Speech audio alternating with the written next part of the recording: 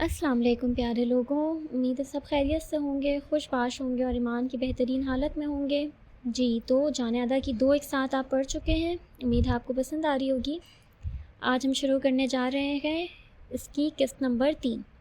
آپ کہاں لے کر جا رہے ہیں مجھے؟ مسلسل گاڑی کا لاک کھولنے کی کوشش کر کے ناکام ہونے کے بعد وہ اس سے بولی، جو اطمینان سے موبائل پر کچھ ٹائپ کر رہا تھا، جیسے اس کے علاوہ کوئی موجود ہی نہ ہو۔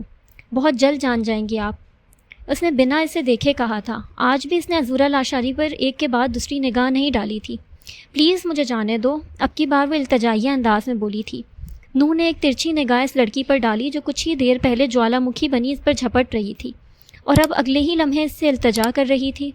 دار جان لے لے گا تمہاری، وہ روتی ہوئی چیخی تھی۔ پلیز مجھے جانے دو نا، تمہاری ڈیل تو شہباز ضمیر کے ساتھ ہے نا، میرا ان ڈیل سے کوئی تعلق نہیں ہے، پلیز جانے دو مجھے۔ ساتھ بیٹھا شخص اس کی سسکیوں، اس کی التجاؤں سے بے نیاز بنا اپنے کام میں مصروف تھا۔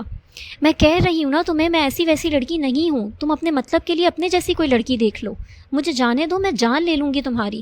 اس کے ہاتھ سے موبائل لے کر پھینکنے کی کوشش کرتی وہ ہذیانی انداز میں چیخی، اسٹاپ اٹ۔ اس کی کلائی تھام کر وہ سختی سے اس کے ہاتھ تھامے موبائل لیتے سرد انداز میں بولا، لسن ینگ لیڈی۔ اس کے چہرے کو جکڑے وہ اس کے ساتھ کوئی نرمی برتنے کے موڈ میں نہیں تھا۔ No Arsalan is not interested in you at all. Now listen to me carefully. آپ خاموشی سے میرے ساتھ جائیں گی اور تحمل سے میری بات سنیں گی، اس میں آپ کا اور صرف آپ کا فائدہ ہے، اس نے جتاتے ہوئے کہا۔ وہ ہونک بنی اسے دیکھ رہی تھی۔ وہ سمجھنے سے قاصر تھی کہ اس سب میں اس کے کون سی فائدے کی بات کر رہا ہے۔ کس قدر تمسخر تھا نو ارسلان کے لہجے میں، اس کے الفاظ میں، جیسے وہ کوئی اچھوت شے ہو۔ وہ اسے بتا رہا تھا کہ اس کی ذات میں دلچسپی نہیں رکھتا۔ وہ شخص جس نے دوسری ملاقات میں ہی اسے زبردستی اپنی گاڑی میں لا پٹکا تھا، وہ اسے کہہ رہا تھا کہ اسے اس کی ذات میں کوئی دلچسپی نہیں ہو سکتی۔ آنسو تواتر سے اس کی آنکھوں سے گرتے گال بھگو رہے تھے۔ کیا تذلیل کے لیے ہر جگہ اس کی ذات ہی رہ گئی تھی، یا ضلالت نے بس اس کا ہی راستہ دیکھا تھا؟ آنسو کا گولا حلق میں پھنسنے لگا تھا۔ اس کے بعد وہ کچھ نہیں بولی تھی۔ نوح نے کنکھیوں سے اس کی جانب دیکھا۔ اسے روتے دیکھ کر ایک پل کو اس کا دل نرم ہوا تھا۔ اگلے ہی لمحے وہ لب بھینجے گاڑی سے باہر دیکھنے لگا۔ نو بیٹا، گھر پہنچ گئے ہم؟ ڈرائیور کی آواز پر وہ ہوش میں آیا۔ اس کا ہاتھ تھامے وہ گاڑی سے نکلا۔ وہ اس کے ساتھ کھینچی چلی جا رہی تھی۔ وسیع راہداری سے ہوتے ہوئے ایک کشادہ کمرے کے باہر آ کھڑا ہوا۔ میری بات غور سے سنیں عزورہ لاشاری، اندر میرے دادو موجود ہیں، آپ ان سے ملیں گی اور بہت اچھے سے ملیں گی۔ آپ کی کسی بھی بات یا حرکت سے انہیں یہ محسوس نہیں ہونا چاہیے کہ میں آپ کو زبردستی یہاں لایا ہوں، ورنہ انجام بہت برا ہوگا۔ اس کے انداز حکمیہ تھا، جیسے جانتا ہو کہ وہ وہی کرے گی جو وہ کہے گا۔ میں انہیں صاف صاف بتاؤں گی جس طرح تم مجھے یہاں لے کر آئے ہو۔ آنسو بے دردی سے رگڑتی وہ بے خوفی سے بولی۔ وہ جو اندر کی جانب بڑھ رہی تھی، گردن پر ٹھنڈی نال محسوس کرتے اس کے باقی الفاظ اندر ہی اندر کہیں دب گئے۔ اگر میرے دادو کو آپ کی وجہ سے کوئی نئی ٹینشن ملی تو میں آپ کی سانسیں ختم کرنے میں ایک لمحہ نہیں لگاؤں گا، عزورہ لاشاری۔ اس کی جان ہوا کر کے وہ اطمینان سے بولا، تم مجھے مار نہیں سکتے۔ وہ چاہ کر بھی اپنے لہجے کی لڑکراہٹ پر قابو نہیں پا سکی تھی۔ آپ کو یہ خوش فہمی یا غلط فہمی کیوں ہے؟ وہ اپنے ہاتھوں کو مزید زور دیتے بولا۔ اطمینان میں ذرا فرق نہیں آیا تھا۔ میں اپنی کہیں باتوں کا یقین دلانے والوں میں سے نہیں ہوں عزورہ۔ وہ سنجیدہ تھا، اس کے لہجے میں مذاق کی رمق تک نہیں تھی۔ تو پھر میری زندہ لاش پر اپنی 2 گولیوں کا ضیاع کر لیں نو ارسلان؟ وہ اس کی آنکھوں میں دیکھتی بے خوفی سے بولی۔ نو محظوظ ہوا تھا۔ 24 گھنٹوں میں اس لڑکی کے کتنے ہی روپ آشکار ہوئے تھے اس پر۔ یہ تو طے تھا کہ وہ کوئی دبو سی لڑکی نہیں تھی، پھر اچانک وہ خوفزدہ کیوں نظر آنے لگتی تھی؟ جو لوگ موت سے نہیں ڈرتے انہیں زندگی سے خوف آتا ہے عزورہ لاشاری، مجھے مجبور نہیں کریں کہ میں آپ کے ساتھ کچھ ایسا کروں۔ وہ اپنی بات مکمل کرتا اسے لیے کمرے میں داخل ہوا تھا۔ سامنے ہی ایک بزرگ ویل چیئر پر بیٹھے نظر آئے تھے، سرخ و سفید رنگت کے مالک، حشاش بشاش سے اختر شیروانی، جنہیں دیکھ کر ہی اس کی نفاست پسند طبیعت کا اندازہ ہو رہا تھا۔ اختر صاحب، دیکھیں آپ سے ملنے کون آیا ہے۔ اس کا ہاتھ چھوڑتے ہوئے ان کی جانب بڑھ گیا۔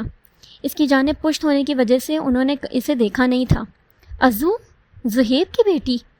اس کی جانب رخ کرتے ان کے لبوں سے نکلا۔ عزورہ نے حیرانی سے ان کی جانب دیکھا۔ وہ اسے پہچانتے تھے، اس کا نام بھی جانتے تھے۔ وہ تو آج پہلی بار ان سے مل رہی تھی۔ نو ان کی آنکھوں میں چمک دیکھ کر مسکرایا۔ یہاں میرے پاس تو آؤ۔ ان کے اشارے سے اپنے پاس بلانے پر وہ دھیرے سے ان کے قریب آئی تھی۔ زہیب کی بیٹی ہو نا تم؟ کانپتے ہاتھوں سے اس کا ہاتھ تھام کر اپنے قریب کرتے وہ بولے۔ خوشی سے ان کی آواز کانپ رہی تھی۔ جی، اس کی آواز کانپ سی گئی. کتنے عرصے بعد اپنے بابا کا نام کسی اور سے سنا تھا. اس کے بابا کا تو نام بھی لینے کی ممانعت تھی. دیکھو وہ دیکھو، آج بھی دیکھتا ہوں میں اسے، میں بھولا نہیں ہوں زہیب کو. اس کی توجہ ٹیبل پر لگی اس تصویر کے جانب مبذول کرواتے وہ بولے. اس نے سرعت سے وہ تصویر ہاتھ میں لی. وہ ایک پرانی تصویر تھی جس میں اس کے بابا کے گود میں لیے کھڑے تھے. ساتھ ہی اس کے بابا کے ہی ہم عمر ایک اور شخص تھا. وہ پہچان نہیں پائی. وہ تو بس اپنے بابا کو دیکھ رہی تھی. اس وقت اسے کچھ یاد نہیں تھا، یہ بھی نہیں کہ وہ ایک اجنبی جگہ کھڑی ہے.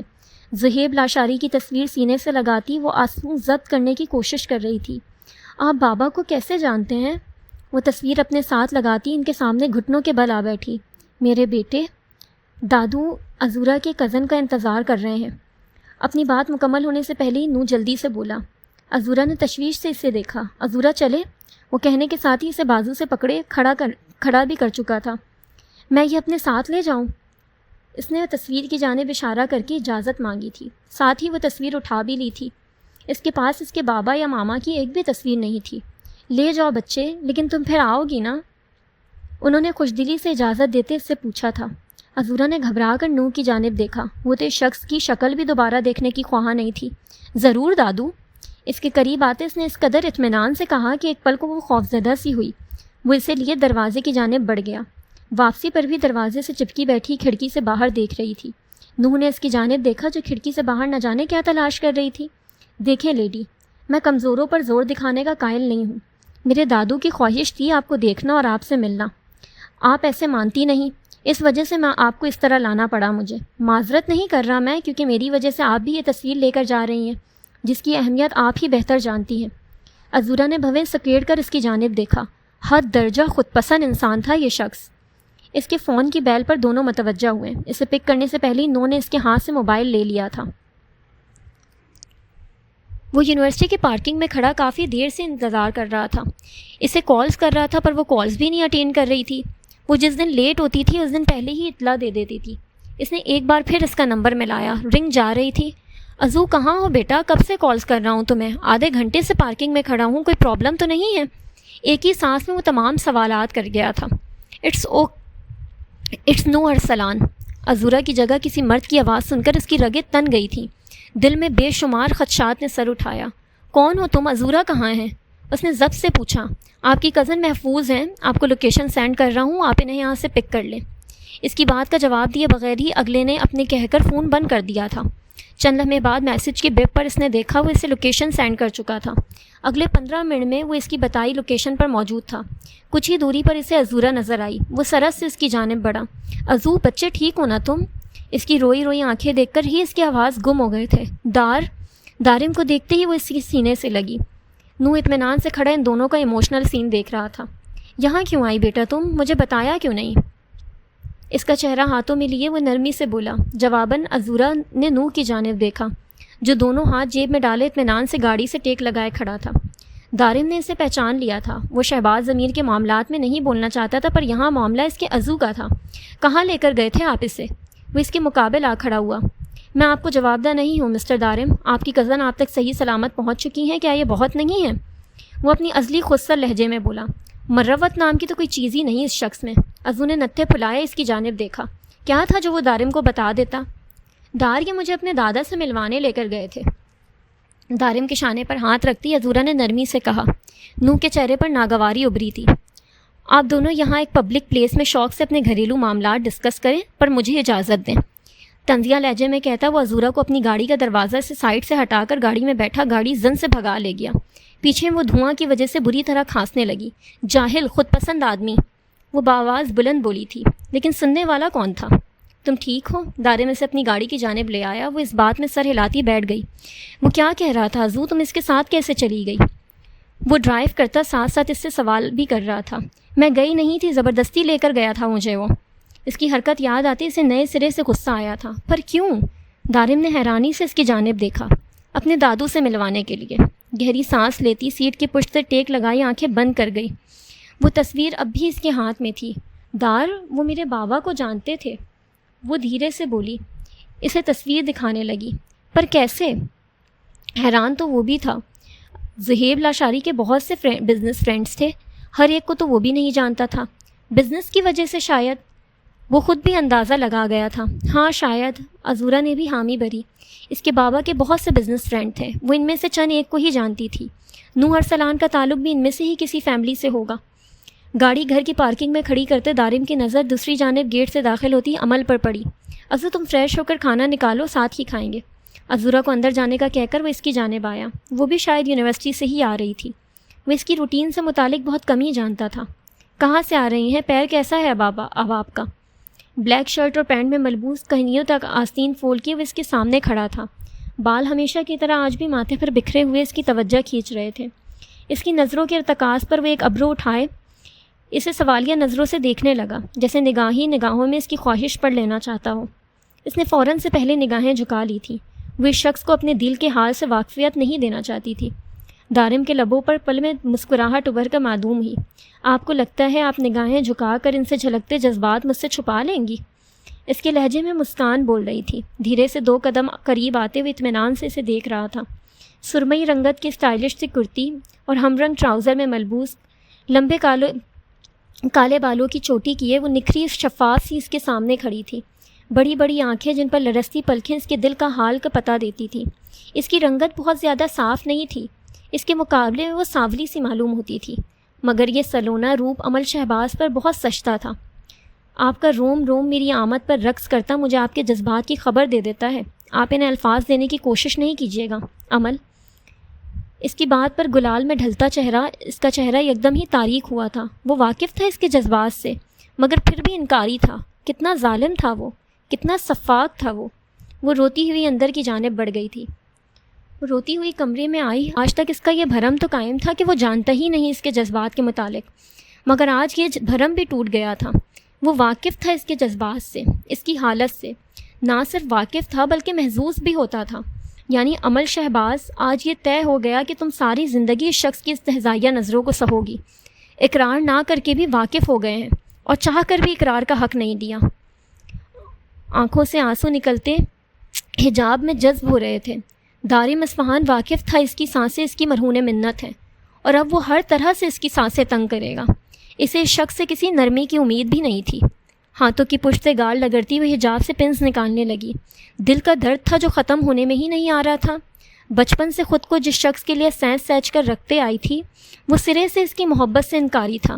عمل دار کہہ رہا ہے ہمارے ساتھ کھانا کھا لو. عذورا کی آواز پر اسے مزید رونا آنے لگا. وہ اس وقت کسی کا سامنا بھی نہیں کرنا چاہتی تھی، دارم اصفہان کا تو بالکل بھی نہیں. عمل.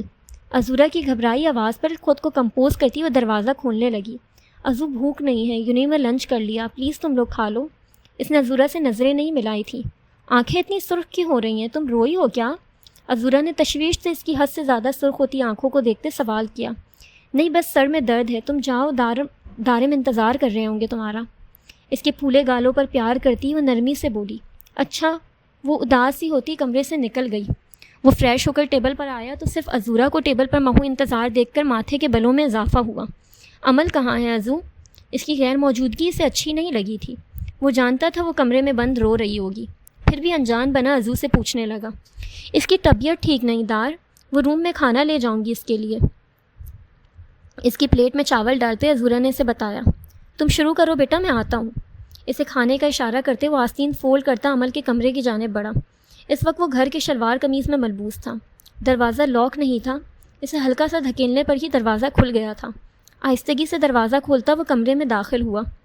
وہ جو حجاب اتار کر اب بیڈ پر چت لیٹی ہوئی تھی، دونوں پیر بیڈ سے لٹکائے نیچے کارپٹ پر رکھے ہوئے تھے. غیر محسوس سے انداز میں عمل نے آنکھیں وہاں کی. سامنے ہی کھڑا سنجیدگی سے اسے دیکھ رہا تھا. اسے یوں سامنے دیکھ کر وہ ایک جھٹکے سے اٹھ بیٹھی. آپ یہاں کیا کر رہے ہیں؟ اس کی آواز بھاری ہو رہی تھی جو بہت سارا رونے کی چگلی کر رہی تھی. پاس پڑا دوپٹہ شانوں پر اچھی طرح پھیلاتی وہ خط سے سرخ پڑتا چہرہ لیے رخ موڑ گئی. دارم نے بغور اس کی جانب دیکھا. رونے کی وجہ سے ناک حد سے زیادہ سرخ ہو رہی تھی. حجاب اتار دینے کی وجہ سے ریشمی بال اس کے کمر پر پھیلے ہوئے تھے. کھانے پر کیوں نہیں آئیں آپ؟ مجھے بھوک نہیں ہے. سوالیہ نظروں سے اس کی جانب دیکھتے وہ بے تاثر لہجے میں بولا. اس نے اس کے سوالیہ نظروں کے جواب میں کہا. 5 منٹ میں اپنی حالت درست کریں اور ٹیبل پر آئیں. اس نے سنجیدگی سے اس کے بکھرے سراپے پر چوٹ کی. وہ خفسی سرخ پڑتی اٹھ کھڑی ہوئی. اس شخص کی نظریں بہت کچھ بولتی تھیں. اس کی باتیں اس کی آنکھوں کا ساتھ نہیں دیتی تھیں۔ نہ جانے وہ واقعی اتنا صفاق تھا یا بنتا تھا۔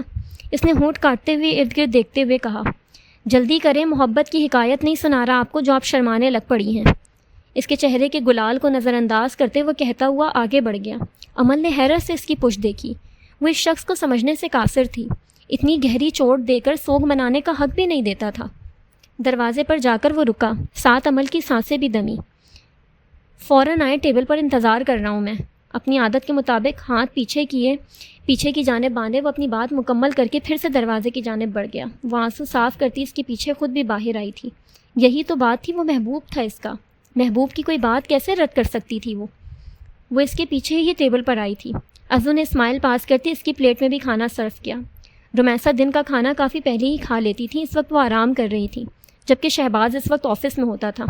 امل نے ایک نظر اس کی جانب دیکھا، وہ بے نیاز بنا اپنی پلیٹ پر جھکا کھا رہا تھا، جیسے اس سے زیادہ کوئی اہم کام ہی نہ ہو۔ کھانے سے فارغ ہو کر کافی لے کر میرے کمرے میں آئے امل، اور ازو تم کچھ دیر اپنے کمرے میں آرام کر لو میرا بیٹا۔ ازو کے بالوں پر پیار کرتے وہ حکم صادر کرتے اپنے کمرے کی جانب بڑھ گیا۔ امل نے الجھ کر اس کی جانب دیکھا۔